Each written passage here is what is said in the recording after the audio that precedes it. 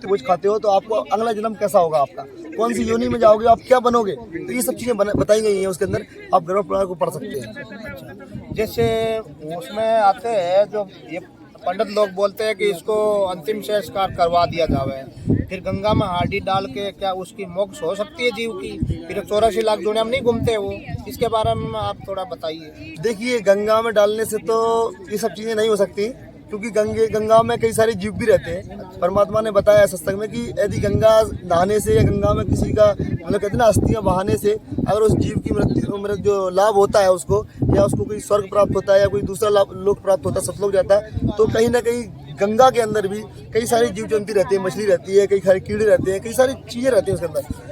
अगर वहाँ उनसे मुक्ति मिलती तो कहीं ना कहीं हम कब के मोक्ष पा लेते, हमारे पूर्वज पा लेते, है ना। तो आज तो वो चीजें है ही नहीं है ना। गंगा, ये तो हमारे धर्मगुरु हैं जो हमें बता रहे हैं, उल्टा पाठ पढ़ा रहे हैं कि गंगा में नहाने से हमें मोक्ष मिल जाएगा, हमारे पाप धुल जाएंगे। नहीं, कभी नहीं धुल सकते।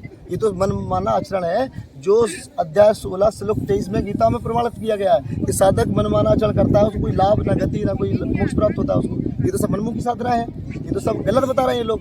तो कहीं ना कहीं हमें लाभ तभी मिलेगा जब हम सही भक्ति करें। बहुत बढ़िया बात। अब विचार ऐसे आते हैं, जैसे आम आदमी विचार करते हैं कि भगवान तो निराकार है, पर मंदिर किसके लिए बनाया, मूर्ति किसके लिए बनाई। जितने भी धर्मगुरु है इनका कहने का मतलब ये है कि भगवान तो निराकार है, तो उसने कैसा देख के अनुभव करवाया जगत वो संसार को, ये जितना भी ये भगत भाई अपने वो जगत के जितना भी है उसको कैसे अनुभव करवाया कि भगवान निराकार है, उनको कैसे देख के बताए, इसके बारे में थोड़ा भगत भाई को बताइए। देखिए, संत रामपाल जी महाराज जी के ज्ञान आधार पर जो सत्संगों में बताया है, भगवान निराकार है या साकार है, ये तो हमें संतों की वाणियों से प्रमाणित होता है और हमारे सदग्रंथों से प्रमाणित होता है कि भगवान कैसा है।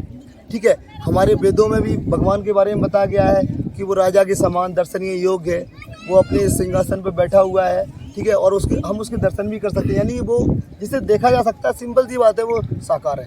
ठीक है, और हमारे धर्मगुरु भारत के ये बताते हैं कि भगवान को भी देखा ही नहीं जा सकता है।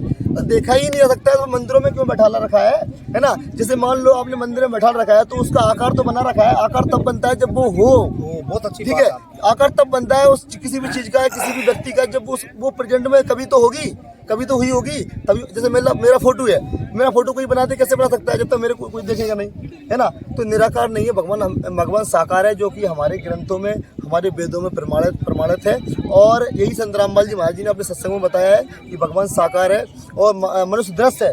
और कहते हैं ना कि वो साधक, वेदों में ये भी लिखा है कि साधक की अगर सही साधक है, सही भक्ति करता है, संत रामपाल जी महाराज, जैसे संत रामपाल जी महाराज जी हैं, पूर्ण संत हैं आज, उनकी शरण में रह सदभक्ति करता है ना, तो साधक की वेदों में लिखा है उसकी आयु भी बढ़ा देता है, मृत्यु को भी टाल देता है, 100 वर्ष की आयु बढ़ा देता है अपने कोटे से, सिर्फ और सिर्फ सतभक्ति से। तो परमात्मा साकार है, निराकार नहीं है, ये गलत बताते हैं। यदि गलत, अगर निराकार है तो आप सिद्ध करो, आप निराकार है तो सिद्ध करो ना। आप या साकार संत रामपाल जी महाराज ने 6 प्रमाण दे दिए हैं आपको, आप छानबीन कर सकते हो, आपके पास भी ग्रंथ रखे हुए हैं। क्या संत रामपाल जी महाराज का जन्म जो है 1951 में हुआ था, ठीक है, 8 सितंबर 1951 में। उसके पहले भी ग्रंथ थे, उसके पहले भी हमारे भारत में धर्मगुरु थे, तब ये लोग कहाँ गए थे? संत रामपाल जी महाराज जी ने ही ठेका ले रखा इस चीज का, आपके पास भी था, लेकिन आपकी आंखें बंद थी तो क्या करना? जब आपकी आंखें बंद थी तो भगवान कैसे दिखेगा? संत रामपाल जी महाराज जी ने आज आंखें खोल दी, ग्रंथों खोल के दिखा दिया। कहते हैं सत्वर के लक्षण कहूँ मदरे बन बनो 4 वेद 60 शास्त्र का 18 बोध। सत्वर के ही लक्षण होते हैं, जो एक गुरु होता है, सतगुरु होता है। ठीक है, गुरु भी थे, तो सतगुरु की आवश्यकता क्यों पड़ी? गुरु से काम क्यों नहीं चला? क्योंकि गुरु तो आज हमारे घर में, गांव में, कदम कदम पे मिल जाएंगे, लेकिन सतगुरु तो कोई बिरला ही होता है, जगत गुरु तो कोई बिरला ही होता है। जो संत रामपाल जी महाराज जी को पूरे विश्व में जगत गुरु कहा गया है, क्योंकि वो आज जगत को उस ओर लेके जा रहे हैं जो जहाँ परमात्मा को पाने की जो लोग मतलब इच्छा रखते हैं ना, वहाँ लेके जा रहे हैं। परमात्मा प्राप्ति कराने के लिए उन्होंने एक ऐसा बीड़ा उठाया है कि वो मोक्ष का, कहते हैं ना, मोक्ष कराएंगे। परमात्मा कहते हैं अगर सही भक्ति और सही भगवान मिल जाए और सही गुरु मिल जाए तो उसको, उस साधक को मोक्ष हमेशा मिलता है। और पूरे विश्व में सतलोक आश्रम ही एक ऐसा स्थान है जहाँ पर आने के बाद आपको मोक्ष मिलेगा ही मिलेगा, यदि आप भक्ति करते हो। बहुत बढ़िया आपने बात बताई। अब विचार ऐसा आता है कि जितने भी भगत भाई बैठे हैं, तो उनको सारा ने विचार करके एक ही लाइन में आना चाहिए, भगवान का नाम लेकर के मोक्ष करवाना चाहिए। 84 लाख दुनिया में उसको डर नहीं लगता? इसके बारे में आप क्या कहोगे? देखिए, 84 लाख योनियां तो हम पता नहीं कब युगों से भटकते आ रहे हैं। 84 लाख योनियों में पता नहीं कि हम कितनी बार क्या क्या बन चुके होंगे। लेकिन ये जो जन्म है ना, मनुष्य जन्म, ये परमात्मा का पहले से ही निर्धारित समय था कि इस समय में अगर जो व्यक्ति मनुष्य योनि में आएगा और वो भगवान की भक्ति करेगा तो उसको मोक्ष जरूर मिलेगा। लेकिन हम कितने युगों से भटकते आ रहे हैं, कितने पाप कर्म करते आ रहे हैं और हमें सही राह न मिली, सही गुरु नहीं मिला, सही रास्ता नहीं मिला, और यानी कि हमें बताने वाला मार्ग पर ले जाने वाला कोई गुरु नहीं मिला। गुरु तो हमारे समाज में बहुत सारे मिल जाते हैं, लेकिन सच्चा गुरु, आध्यात्मिक गुरु जो कहते हैं स्पिरिचुअल लीडर, वो हमें आज मिला है संत रामपाल जी महाराज जी के रूप में, जो कि कबीर साहब के अवतार संत रामपाल जी महाराज जी विश्व का कल्याण करने के लिए इस धरा पे आए हैं और सभी जीवों का मोक्ष करने के लिए हमारे लिए दर दर भटक रहे हैं और कहते हैं कई सारे कष्ट झेल रहे हैं इस पृथ्वी पे आके, क्योंकि भगवान की लीला हमेशा भगवान ऐसे ही करता है। उसको जैसे संत रामपाल जी महाराज जी ने अपने ज्ञान में बताया सत्संग में कि कबीर साहब 600 वर्ष पहले आए थे तो उन्होंने भी कई सारी लीलाएं की थी, लेकिन लोग उनको भगवान नहीं मानते थे। लोग उनको एक कहते हैं ना मनुष्य मानते थे, साधारण इंसान मानते थे, गरीब मानते थे। लेकिन कहते हैं परमात्मा ने ऐसी लीला करके दिखाई है 600 वर्ष पहले, लेकिन लोगों ने उनको भगवान नहीं माना। शेख तकी का उदाहरण देखो आप, है ना, उसकी कब्र से उसकी लड़की को जिंदा कर दिया था, लेकिन उसने फिर भी भगवान नहीं माना था। तो ये सब लीलाएं परमात्मा करता है। लेकिन कहते हैं कि जब हमारी आंखें खुलती तो पता चलता है कि सही रास्ता क्या। आज हर एक इंसान की, हर एक अनुयायी संत रामपाल जी महाराज जी के सबकी आंखें खुल चुकी हैं कि भगवान कैसा है और क्या हमें लाभ दे सकता है, उसकी मुक्ति कैसे होगी, भक्ति करने से ही होगी, सब कुछ बता दिया है। और ज़्यादा अगर आपको जानना है तो संत रामपाल जी महाराज के सत्संग को सुनिए आप, फिर आपको पता चलेगा कि ज्ञान कैसा है। अच्छा जी, बहुत बढ़िया आपने बात बताई। एक ऐसा विचार आया था, एक भाई को मैंने पूछा था तो वो बोलेगा हमारा देवता होता है 33 करोड़। हाँ, तो 33 करोड़ देवता ने ये भाई को कब तो देखा था, कब उसकी पूजा करी थी। इसके बारे में इतने देवता भारत में है क्या, इसके बारे में आपको क्या जानकारी है तो बताओ। देखिए, अगर हम पूरे वर्ल्ड की बात करें तो 33 करोड़ देव देवता है, ये बताते हैं, सही बात है, लोग बताते हैं। और जैसे आप दूसरे देश को ले लो, हमारे भारत को छोड़ो, तो वहाँ कौन से देवता है आप बताइए हमें।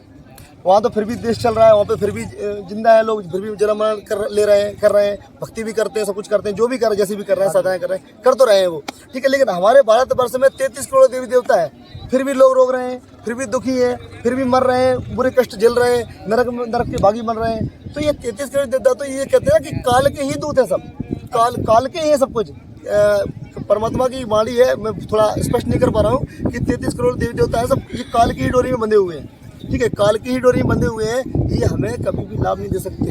इनकी भक्ति तो हम युगों से करते आ रहे, कहते काल ने भ्रमित कर रखा है, सीधी बात ये है। काल ने इतना भ्रमित कर रखा है कि मंदिर मस्जिद सब जगह देवी देवता बनवा दिए हैं, और परमात्मा का ज्ञान सुनने के लिए हम और आप कैसे मानेंगे, क्योंकि काल ने भ्रमित ही इतना कर रखा है। कहते ना एक छोटा हाथी होता है ना बच्चा, तो उसको बांध दिया था छोटी पतली रस्सी से, जंजीर से, और वो बड़ा भी होता है और मतलब बड़ा हाथी ही बन जाता ना। सालों से उसकी रस्सी बंधी हुई है पैर में, कोशिश करता है तोड़ने की वो, लेकिन नहीं तोड़ पाता है। वो बड़ा होने के बाद भी वो कोशिश करता है तोड़ने की, लेकिन उसके दिमाग में यही पता रहता है कि मैं तो अभी छोटा हूँ, मतलब बच्चा हूँ। सोच ऐसी बन चुकी होती है कि ये नहीं टूटेगी, मैं बचपन से तोड़ता आ रहा हूँ, रस्सी नहीं टूट सकती, क्योंकि उसको पता ही नहीं कि मैं विशाल हाथी बन चुका हूँ।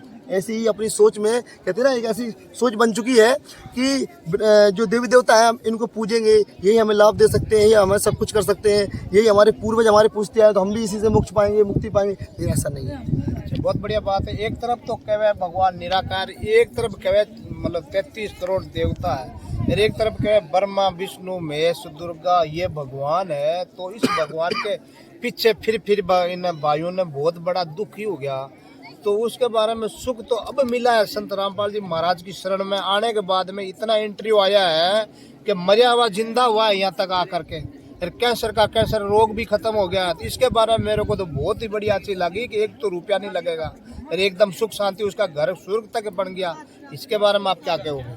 देखिए, संत रामपाल जी महाराज जी बताते हैं कि जा दिन सतगुरु बैठ गया, बादल लेके जान, और बाकी समय व्यर्थ गया बिना गुरु के ज्ञान।